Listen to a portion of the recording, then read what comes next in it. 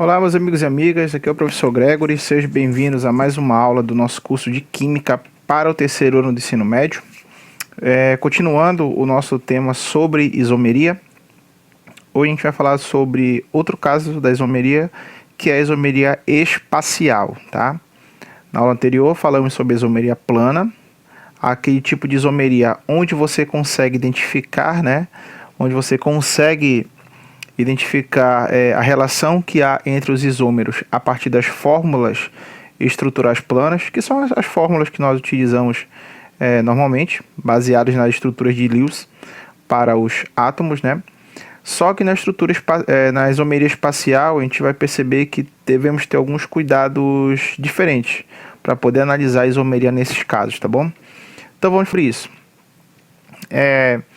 Os isômeros espaciais ou estereoisômeros, que também é outra maneira de chamar, esse tipo de cadeias, podem ser divididos em isômeros geométricos e isômeros ópticos, tá? Então, dentro da isomeria espacial, você tem duas possibilidades. Os isômeros geométricos e os isômeros ópticos. Vamos ver cada um deles.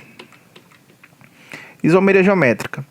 A isomeria geométrica ocorre em compostos que apresentam dupla ligação, no caso os alcenos, por exemplo, que são compostos aí que apresentam dupla ligação entre carbonos, ou em cicloalcanos, que são aqueles compostos que apresentam cadeia fechada e somente ligações simples entre carbonos, tá? Então essa é a condição. Isomeria geométrica, e aqui eu estou falando, no caso dos hidrocarbonetos, particularmente falando, ela vai acontecer sempre que você tiver alcenos, que são aqueles compostos com dupla ligação entre carbonos, ou cicloalcanos, que são compostos de cadeia fechada com ligações simples entre carbonos. Uma forma de identificar se um alceno possui isomeria geométrica é comparar os gigantes de cada átomo de carbono da dupla ligação. Então, por exemplo, aqui pela imagem, nós temos os carbonos envolvidos na dupla ligação, e aí, para você analisar se esse composto apresenta isomeria geométrica, você vai analisar o quê? Você vai analisar aqueles ligantes, ou seja, aqueles radicais que estão ligados ao carbono que forma a dupla ligação, tá bom? Se os ligantes, se eles são iguais em um dos átomos de carbono, não ocorre isomeria geométrica. Aqui, por exemplo, nessa nossa cadeia aqui, em o mesmo carbono, tenho como um dos ligantes hidrogênio, como o outro dos ligantes o hidrogênio também. E aqui é a mesma coisa, o carbono, um dos carbonos é a dupla ligação, um dos ligantes dele é o hidrogênio, e o outro ligante desse mesmo carbono é o hidrogênio. Então, nesse caso, não tem isomeria geométrica, porque os dois ligantes são iguais. Isso não pode ocorrer caso você queira um caso de isomeria geométrica, tá? Entretanto, se os ligantes forem diferentes em cada átomo de carbono, o composto apresentará a isomeria geométrica. Aqui já é legal, aqui já é diferente, Eu tenho aqui os carbonos da dupla ligação. Os ligantes desse carbono aqui são diferentes. Aqui em cima o hidrogênio, aqui um CH3, que é a cadeia do metil, radical metil. E aqui para o outro carbono da dupla ligação, aqui em cima a ligação metil, e embaixo só o hidrogênio. Então percebe, para que você tenha a isomeria geométrica, além de que tenha que ser um composto com ligação dupla, mas os ligantes, os radicais ligados ao carbono envolvido na ligação dupla, esses radicais devem ser diferentes para o carbono que você está analisando, tá bom? Quando os ligantes iguais estão em lados opostos ao plano imaginário que contém a dupla ligação, o isômero é chamado de trans, tá? Quando estão em lados opostos. Se os ligantes iguais estão no mesmo plano, o isômero é chamado de cis. A isomeria geométrica dos cicloalcanos ocorre quando pelo menos dois átomos de carbono do anel possuem dois ligantes diferentes entre si, tá? Que aí está relacionado ao que nós falamos sobre a outra possibilidade, Além da isomeria geométrica acontecer com os carbonos que formam ligação dupla, ela também acontece em cicloalcanos, que são hidrocarbonetos de cadeia fechada com ligações simples. Então tá aqui, que nós temos então indicando para a gente a diferença entre isômeros cis e isômeros trans, né?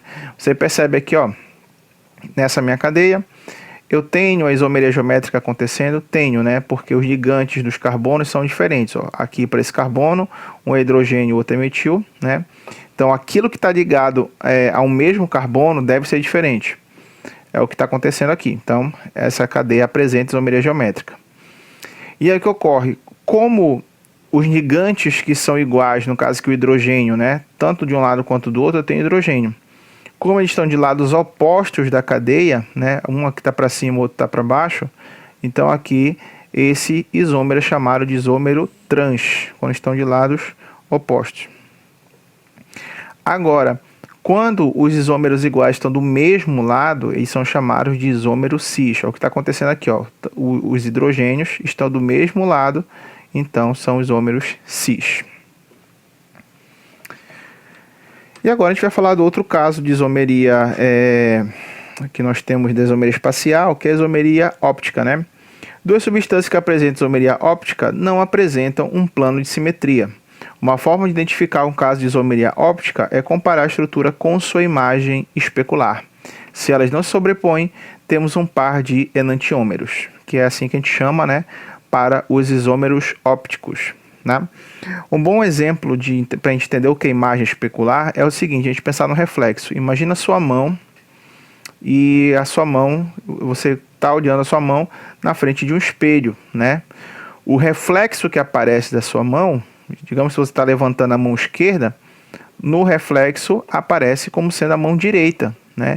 Então o reflexo ele joga uma imagem que, embora seja muito parecida, uma imagem que de fato é um reflexo, né, daquilo que você está mostrando, mas você não consegue sobrepor uma outra, né? Se você tentar sobrepor sua mão esquerda sobre a mão direita, você não consegue sobrepor. Você não consegue fazer são imagens não sobreponíveis, como a gente fala. Então, um bom exemplo de imagem especular é isso, né? Então, o reflexo nada mais é do que imagem especular. O reflexo da mão nada mais é do que imagem especular daquela mão, tá? E você tem fórmulas, você vai ter compostos que também têm um comportamento parecido, tá? Como está aparecendo aqui pra gente, ó. Você tem compostos onde um é como se fosse a imagem especular, é como se um fosse o reflexo do outro. Então, nesse caso, então, você fala que são os isômeros ópticos, né? Tá aqui a mesma coisa, ó. Você tem compostos aqui onde um é a imagem especular do outro. Então, se comporta de forma análoga com a sua mão e o reflexo dela, tá certo? Então, nesse caso, você vai ter uma isomeria óptica, tá? Uma condição essencial para que haja isomeria óptica é que a molécula seja quiral ou assimétrica. Para tal, ela deve apresentar pelo menos um átomo de carbono assimétrico, também chamado de carbono quiral. Um átomo de carbono será assimétrico quando estiver ligado a 4 ligantes diferentes. Então aqui no exemplo eu coloquei para vocês uma cadeia onde aqui eu estou destacando um carbono, né, de azul, e eu estou analisando o carbono, né, a gente aprende lá no comecinho que o carbono é um composto que forma 4 ligações covalentes, né? E percebe que aqui, para cada lado, para cada um dos ligantes desse carbono, você tem uma coisa diferente. Aqui você tem um radical metil, aqui para cima você tem um radical hidroxila, OH, aqui embaixo você tem um hidrogênio e aqui você tem um radical propil. Então percebe, os 4 ligantes desse carbono são diferentes. Então nesse caso você pode afirmar que esse composto, que essa molécula é uma molécula quiral, é uma molécula assimétrica. Então ela pode manifestar a isomeria óptica, ok? Bem fácil, bem tranquilo. Se pelo menos 2 ligantes forem iguais, aí já era. Aí a molécula não tem como apresentar a isomeria óptica, tá? Mas agora, caso ela tenha os 4 ligantes, né? Caso você tenha 4 ligantes do carbono que sejam diferentes entre si, se todos forem diferentes entre si, então essa molécula ela é considerada uma molécula assimétrica, porque você tem um carbono que nós chamamos de carbono assimétrico ou carbono quiral, tá ok? Isomeria óptica e polarização da luz.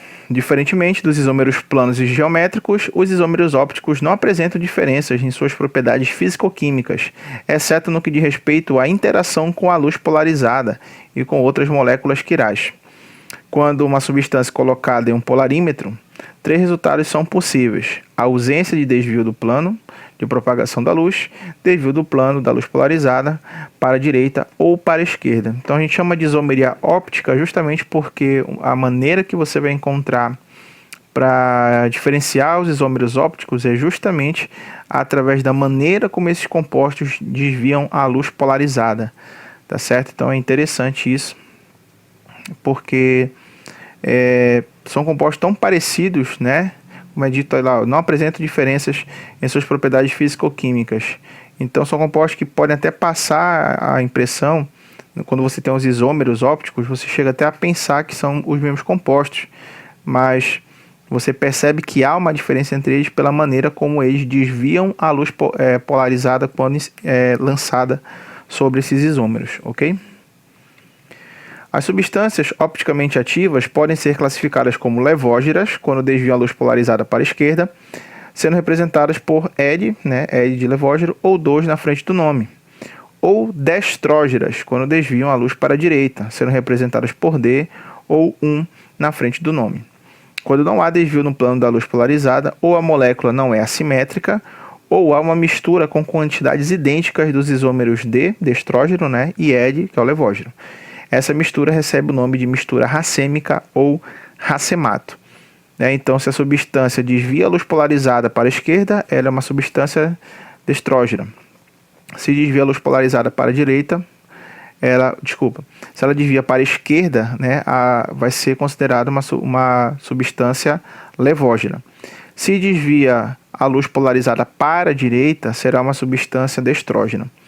Pode acontecer o caso da luz não ser desviada, e aí de 2 uma. Se a luz não desvia, é porque aquela molécula não é assimétrica, ou seja, ela não tem um carbono quiral, ou então porque ela tem quantidades iguais de compostos levógeros e destrógeros, né? E aí nesse caso a gente chama de mistura racêmica para esse composto, tá ok? Então, meus amigos, era isso que eu tinha para tratar com vocês sobre a isomeria espacial, tá? Atenção para os 2 casos, da isomeria geométrica, né, compostos cis, compostos trans, e para os casos da isomeria óptica, onde você tem os compostos levógeros e destrógenos, tá certo? E é isso daí, juntamente com o que nós já falamos na isomeria plana, fecha essa parte do assunto, onde dentro da química orgânica você tem cadeias que, embora tenham a mesma fórmula molecular, ou seja, embora elas sejam formadas pelos mesmos elementos e nas mesmas quantidades uma para outra, mas que, em razão da sua estrutura, vão dar origem a compostos diferentes e que, consequentemente, terão características diferentes. Tá certo, meus amigos? Então é isso, galera. Qualquer dúvida é só entrar em contato e a gente se vê na próxima aula. Tchau, tchau.